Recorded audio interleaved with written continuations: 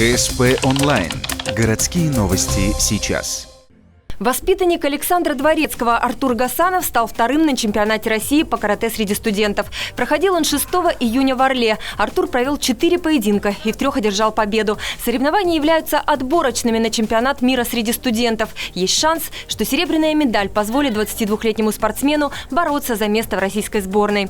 По словам тренера, это лишь первые шаги парня во взрослых категориях. Самое главное, что вот кроме чемпионата мира среди студентов, в котором я надеюсь, что он в команду попадет, там есть личное первенство, да, это первые номера, а еще командное первенство, он называется Стенково. Я думаю, что вот в Стенку у него есть шансы попасть, да.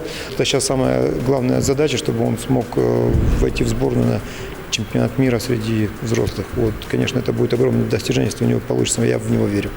Для этого Артуру необходимо показать хорошие результаты на 3 этапах Кубка России этим летом. По ним и будет сформирована сборная. На данный момент каратист усиленно тренируется в Питере. За плечами у парня немалая копилка медалей. 3-е место в чемпионате России по ВКФ среди взрослых, неоднократные победы в чемпионатах северо-запада нашей страны, а также в российских и европейских соревнованиях по восточному боевому единоборству. Одно из них, первенство мира, пройдет в Мексике уже в октябре.